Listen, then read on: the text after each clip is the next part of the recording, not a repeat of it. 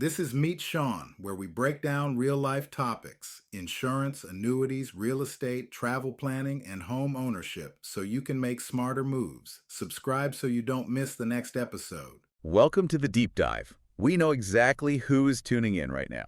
Yeah, we definitely do. You are the learner. You don't just want the surface level bullet points. You want the mechanics, the strategies, and, well, the leverage points of whatever topic is on the table. Right, the real substance. Exactly. So today, we are tearing into the 2026 first-time homebuyer market.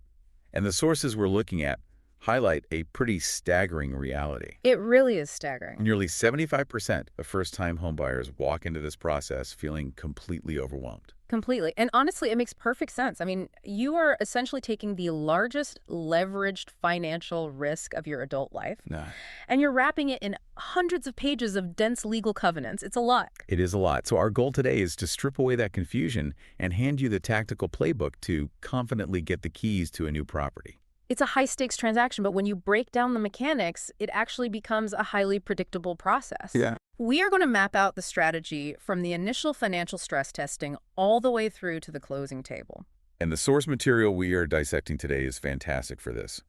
We are pulling from two comprehensive 2026 guides published by Sean Carter, LLC. They're a very active real estate agency operating out of Tampa, Florida. Right. We've got their first-time homebuyer checklist for Tampa Bay, alongside their no-nonsense roadmap from pre-approval to keys. Two really solid documents. Right, quick caveat before we get into the weeds. Even if you have zero intention of ever setting foot in Tampa Bay. Right, you don't have to live there. Exactly. The underlying financial strategies, the market psychology, and the negotiation tactics outlined in these documents are universally applicable. The rules of capital and real estate don't change just because you cross state lines. Okay, let's unpack this. Phase 1 is the financial foundation. The guides make it very clear that your property search doesn't start on a real estate app. No, it starts in your own ledger. We are talking about the 2836 rule. The 2836 rule is the standard underwriting metric, and it is ruthless in a high-interest environment. It really is. It dictates that your total housing costs, which is the principal, the interest, the property taxes, and the insurance. The whole package. The whole package cannot exceed 28% of your gross monthly income. Okay, and what about the 36 part? The back end of that ratio, the 36%, is the cap on your total debt obligations. Got it. That means your new housing payment plus your student loans, your auto loans, and your revolving credit cannot cross that 36% threshold.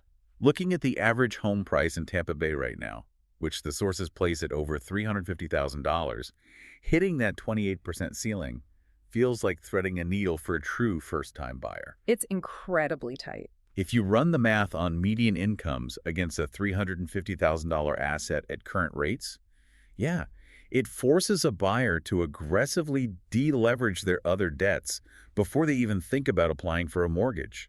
It is a forced financial diet. And the other variable that dictates your buying power in that ratio is your credit score. Right, the tiers. The guides break down the tier system very clearly. If you are sitting in that 750 to 850 range, lenders are rolling out the red carpet. You get the prime rates. But if you drop Into the 650 to 699 tier, and the door is still open, but the cost of capital goes up significantly. and below 650. You are in the red zone for conventional qualification. Wow. If we connect this to the bigger picture, a 50-point difference in your credit score might seem abstract, but on a 30-year mortgage, it translates to tens of thousands of dollars in compounding interest. It's the difference between keeping your wealth and buying a luxury car for your lender over the life of the loan, Exactly. which makes optimizing that score the highest ROI activity you can do months before you buy. Absolutely. But let's say the credit is dialed in. The sources dive into the strategic choices around the mortgage itself.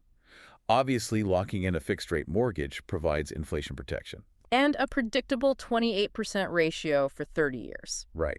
But the guides also discuss adjustable rate mortgages. Yeah, ARMs. In a 2026 market where rates might be volatile, taking an ARM could offer a lower initial payment. Though it carries the risk of adjusting upward later. It does. But where the guides really focus their attention for first-time buyers is on the accessibility of government-backed loans. The strategic use of FHA and VA loans is a major theme here. The FHA loan allows a buyer to enter the market with a credit score as low as 580 and a down payment of just 3.5%. Which is huge. And for eligible military veterans, the VA loan offers a zero down payment entry point. The trade-off, particularly with the FHA route, is the mandatory mortgage insurance premiums. So you are preserving your liquid cash by putting less down. But you are increasing your monthly carrying cost, which eats into that 28% housing ratio we just talked about. It's a balancing act between cash preservation and monthly cash flow. It really is. And regarding cash preservation, there is a fascinating resource embedded in the Sean Carter LLC material. Oh, the video. Yes.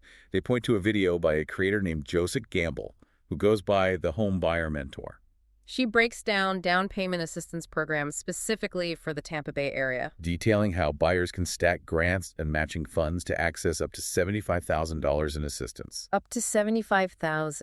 Injecting up to $75,000 of non-repayable or forgivable capital into the front end of a deal completely changes the underwriting math. It buys down the principal, lowers the monthly payment, and suddenly makes that $350,000 average price point viable. It entirely restructures the risk profile for the buyer. And all of this financial modeling culminates in securing a pre-approval. The golden ticket. Right. The guides emphasize that a pre-approval, which is typically a hard commitment from a lender valid for 30 days, is your absolute baseline requirement for entering the market. It is not an estimate. No, it is a fully underwritten proof of funds. The sources don't mince words here. To quote the guide directly, pre-approval is not just a formality. It's a powerful tool that can make or break your home buying experience. When inventory is tight, a seller isn't going to entertain an offer from someone who might get financing. They want the sure thing. A pre-approval letter is essentially a weaponized financial credential in a bidding war. It removes the friction of doubt for the seller. Makes sense. A well-advised seller will frequently take a slightly lower purchase price from a fully pre-approved buyer over a higher offer from a buyer with questionable financing. Simply because the risk of the deal collapsing at the closing table is mitigated. Exactly. So the capital is secured, the pre-approval is in hand, and the 30-day clock is ticking. This brings us to phase 2, the hunt. The fun part, or the stressful part. Usually both. And to hunt effectively, you have to understand the terrain. The 2026 Tampa Bay market is characterized by low inventory and aggressively high demand. Buyers do not have the luxury of casual weekend browsing. You have to treat property tours like surgical strikes, which means your search parameters must be ruthlessly defined. The guides illustrate this by contrasting neighborhood dynamics, specifically using Tampa's Ybor City and Westchase. Ybor City offers dense, historic, cultural infrastructure, while Westchase offers master-planned, family-oriented suburban predictability. These aren't just aesthetic choices. They dictate the type of asset you are buying. An historic property in Ybor will carry vastly different maintenance costs, insurance premiums, and zoning restrictions than a 20-year-old build in a Westchase HOA. Which forces the buyer to separate their must-haves from their nice-to-haves. And in a constrained market, this isn't just a fun brainstorming exercise. It's a risk management strategy. Yes. If you demand a property that hits every single nice-to-have on your list, you will be paralyzed by lack of options. The must-haves are your non-negotiables. Maybe it's the zoning for a specific school district or the structural layout required for a permanent home office. And the nice-to-haves are the aesthetic upgrades you can finance later. Navigating those trade-offs is where the guides introduce a compelling statistic. 76% of buyers state that their agent's knowledge of the local market was the crucial factor in their success. In an era where every listing is syndicated to a dozen apps in real time, the raw data is commoditized. So what are you actually hiring an agent for? You're hiring them for the hyper-local context. They know the micro trends of a specific zip code, they have visibility on non-public pocket listings, and they hold the relational capital with other listing agents. This raises an important question. What should you ask an agent? Well, the text actually provides a framework for interviewing them.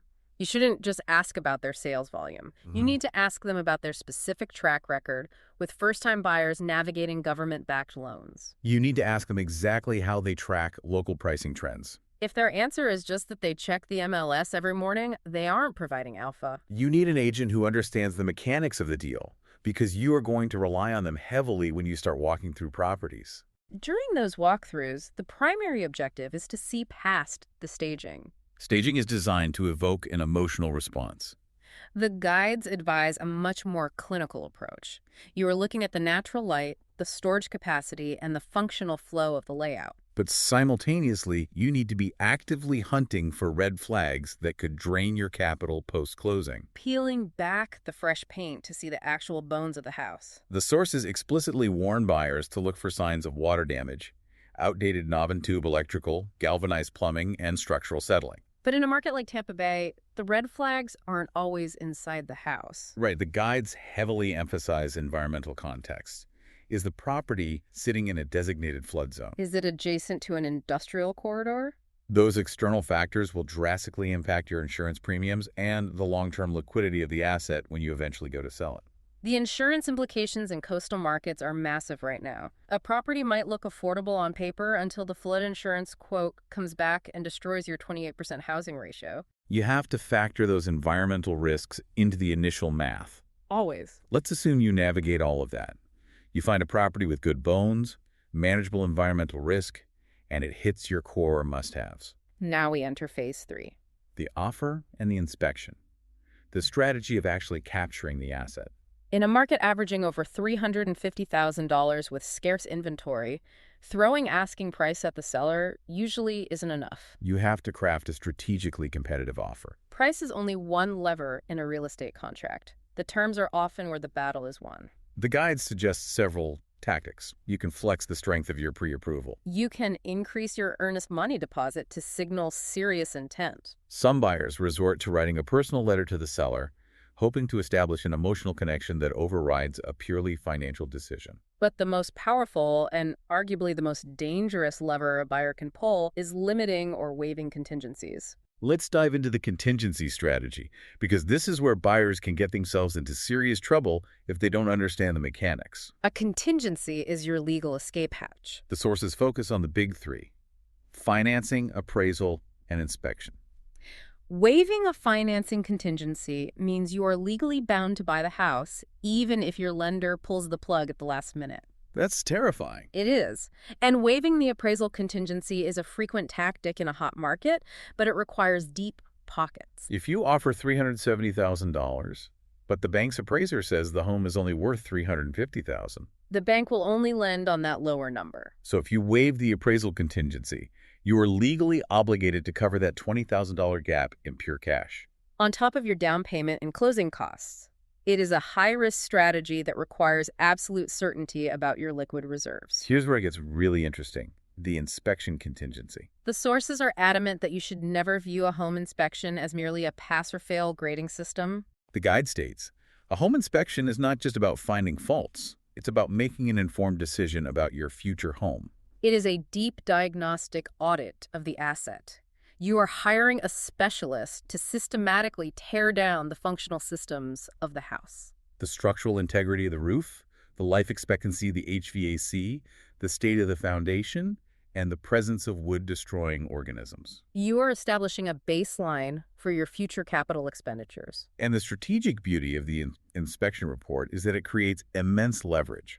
If the inspector discovers that the roof only has 3 years of life left, you don't just accept that liability. You take that data back to the negotiating table. You can demand the seller replace the roof prior to closing, or, which is often more efficient, you negotiate seller credits to cover your closing costs. Offsetting the capital you'll need to replace the roof yourself later. The goal is to ensure you aren't paying retail price for a property that carries a backlog of deferred maintenance. That negotiation for closing cost credits is vital, because cash preservation becomes the dominant priority as you move toward the finish line. The down payment is only part of the capital required to execute the transaction. Which drives us right into phase 4, closing the deal and turning keys. The silent killer of so many first-time buyers is misunderstanding the sheer volume of cash needed on closing day. We aren't just talking about the principle of loan anymore. We are talking about the administrative friction of the deal, the closing costs. The sources map this out clearly. If you are utilizing a conventional loan, closing costs typically range between 2% and 5% of the total purchase price. On a $350,000 asset, that is an additional $7,000 to $17,500 in liquid cash you must wire to the escrow company.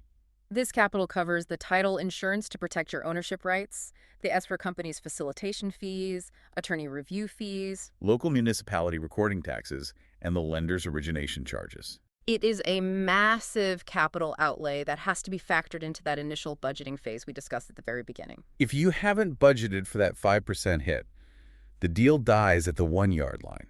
But if the funds are secured, you arrive at closing day. And closing day is essentially a legal endurance test. You are sitting at a table, often for an hour or more, reviewing and signing a mountain of binding legal documents. You are authorizing the transfer of funds, meeting the final underwriting conditions from your lender, and officially recording the deed. It is the formal transfer of liability and ownership. Right. Every signature on those disclosures and promissory notes is legally locking in the financial strategies we've been discussing. But once the final document is notarized and the wire transfer clears the escrow account, the transaction is severed. The legal process ends, and the practical reality of homeownership begins. You receive the keys. And then comes the immediate aftermath, settling in. The guides offer some grounded advice for those first 24 hours to mitigate the chaos. They highly recommend packing a dedicated essentials box. The critical kitchen gear, the toiletries, the chargers. So you aren't digging through 30 taped cardboard boxes at midnight just to brush your teeth. It is a small tactical move that drastically reduces the psychological stress of the transition. Beyond the logistics of unpacking, the sources highlight the social integration required to actually anchor yourself in the new property. You aren't just occupying a structure.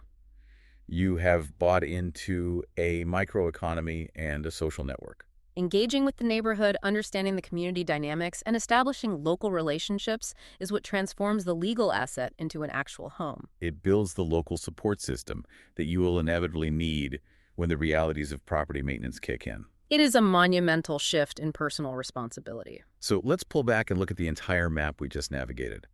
We start by stress testing our finances against the 2836 rule and understanding the compounding power of optimizing credit tiers. We analyze the strategic leverage of a 30-day pre-approval and the impact of government-backed loans or $75,000 assistance grants. We walked through the tactical realities of hunting in a booming, low-inventory market like Tampa Bay, weighing neighborhood trade-offs, prioritizing must-haves, and hunting for environmental red flags.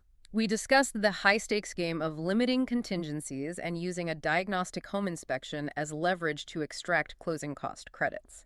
And finally, we faced the mathematical reality of that 2 to 5% closing cost hurdle to legally secure the deed. It is a complex, heavily scrutinized legal and financial gauntlet. It really is. But as we wrap up this analysis, this raises a bigger question that pushes beyond the guides we've reviewed today. Okay, where are we going with this? Well, we spent this entire time talking about the 30-year fixed mortgage, the 2836 rule, and the hyper-local context of a neighborhood. But look at where the broader economy is heading. We are moving into an era dominated by remote work, decentralized companies, and a gig economy where people change careers every 3 to 5 years. The workforce is shifting. Exactly. The fundamental assumption of the 30-year mortgage is geographic permanence and predictable linear income. Which a lot of people don't have anymore. Right. If the modern workforce is increasingly nomadic and their income is increasingly variable, how long can the rigid 2836 underwriting model survive? That's a great point. Will the next generation even view a 30-year debt obligation tied to a single zip code as the ultimate symbol of financial security? Or will the market have to invent entirely new, flexible models of equity building to keep up with how we actually live and work? If I had to write my must-have list today, what would it reveal about the life I'm trying to build tomorrow? That is a phenomenal thread to pull on. It really forces you to question whether the current system is built for the future economy or if we are just optimizing an outdated model. It's definitely something to think about. Thank you for taking this journey with us today. Whether you are currently locking down a pre-approval or just mapping out your 5-year plan, remember that the real leverage always belongs to the most prepared buyer in the room. Keep questioning the mechanics, keep exploring the strategies, and we will catch you on the next deep dive. That's it for today's Meet Sean. If this helped, follow the show and share this episode with one person who needs it. See you next time.